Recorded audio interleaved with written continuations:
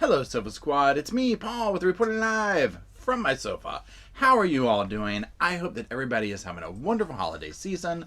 I have just finished up all the Christmas shopping here at the Sofa Squad, and it's getting ready to be that time to hitch up the old camper and go back to Mom's house for the week. We are very excited.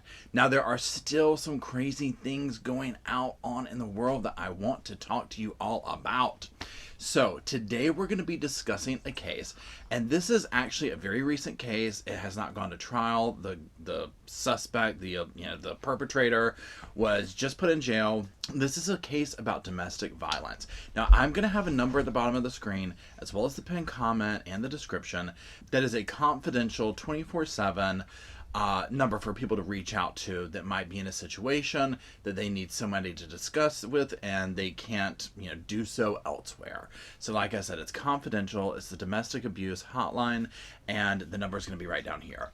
So please, if you feel the need to reach out there, please do so. Now, the victim in the case that we're talking about today is a young lady by the name of Megan Louise Montgomery. She was recently discovered. Her body was found in the Mountain Brook Athletic Complex. She was face down on the pavement with several gunshot wounds to her.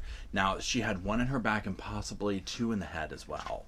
Now, she was the daughter of a really prominent Ironman competitor. His name was Johnny Ironman Montgomery. Now, she also appeared on an episode of House Hunters, and she graduated from the University of Alabama with a master's degree in communications management in 2013. Now, her friends and even people that didn't even know her for that long all described her as this amazing human being that was just like a shining light of joy with all of this positive energy. Now, Megan also was really active with the local Humane Society, and she was even the founding member of the Greater Birmingham Humane Society Young Professionals Board. She was very active, whether it was adoption events or whatever needed to be done. She was there to do it to better lives, animals' lives, and her community. Now, the accused man that is going to be going up to trial, that is currently in jail for her murder, his name is Jason Bragg McIntosh. He was a former Alabama police officer. He also worked for the Birmingham Police Department, as well as the Mountain Brook Police Department. Now, he is charged with capital murder, and he is sitting on no bond. Their marriage was very short-lived. They got married in February of 2019, and by May, she was filing for divorce. Now, she also filed a restraining order against him, and in turn, he filed one against her. Now, once all of this started coming to light, and she realized, like, oh my God, I'm with a monster, she even went online and started sharing her story to kind of put it out there to say, look, these are some warning signs that I didn't pay attention to in the beginning that now looking back, I should have seen. She really just wanted to help other people avoid ending up with a monster, allegedly, at like Jason McIntosh. Now, in March 2019, Jason McIntosh resigned from his job as the Alabama police officer after a dispute where he and Megan got into an argument. She was trying to get a gun from him. There was a little tug of war with it, and she ends up getting shot in the arm. Now, the DA at the time did not pursue charges in that because the DA essentially, in a nutshell, said Megan didn't want to press charges, and technically she had control over the gun. Now, just a short time later, he was actually charged with another misdemeanor domestic violence charge, and this is a totally different incident where he ended up causing some damage to Megan. Now, one thing that came out that is very bone-chilling to me is somebody who was with Megan on her last night here on Earth. Actually, a group of people were with her, and he wrote a big Facebook post describing this and kind of urging people to be like, look, you never know what is going on in somebody's life. And so I'm going to just go over some key points about this post that he did. Now, Megan and a group of people went out to a local hangout after an Iron Bowl party, and just to kind of hang out and celebrate.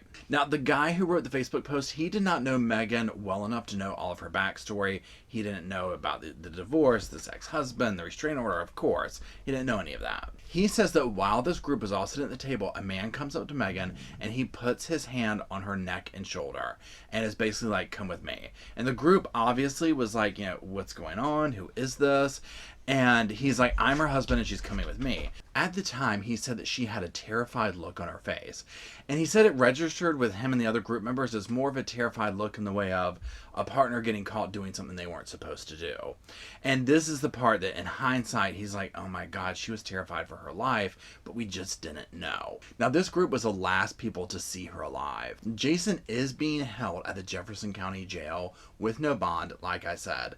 Now, again, this hasn't gone to trial, this just happened, but his attorney did issue a statement to People magazine, and I'm actually going to read the statement verbatim because I want to make some comments on the statement and see what y'all think. Now, his attorney's name is Anthony Spina, and this is what he told People magazine. He says, to me, this case stands for the proposition that domestic violence is a real societal problem that is gender neutral and needs to be addressed in any relationship at the first sign of aggression by either party. Death should not be the result of a relationship gone bad. This is all very sad but very real. Now, here's my issues with this. So my personal belief reading this is that his defense is going to be essentially that she was engaging in domestic violence towards him. She came at him first. He was defending herself.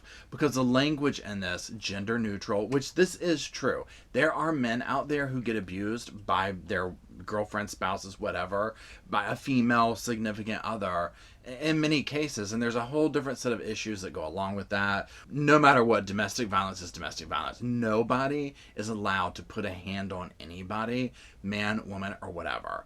So, I get that. Now, where he's going with this, in my opinion, is like I said, he is going to be trying to say, look, he was defending himself.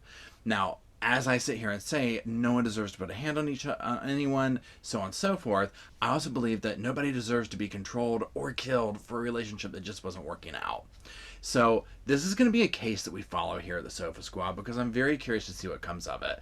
Domestic violence and the lack of things that get done for domestic violence cases, and I'm not just saying by a victim not speaking out, but even once victims speak out and the judicial system failing them until something like this happens is a serious issue.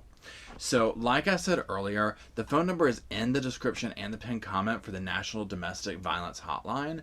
So, if you or somebody you know needs that, it's 24/7, 365, totally free and confidential. Please use it because I know a lot of times it's difficult for people to reach out in their life to people, but this can be a way for somebody to reach out and help and get help. Thank you for tuning in. I really appreciate it. And again, I hope you have a great holiday. We will be catching back up with live trials and whatnot when the trial season starts up. But in the meantime, we will be coming out with some pretty interesting cases coming to you from the Sofa Squad. Y'all have a good one. I'll talk to you soon.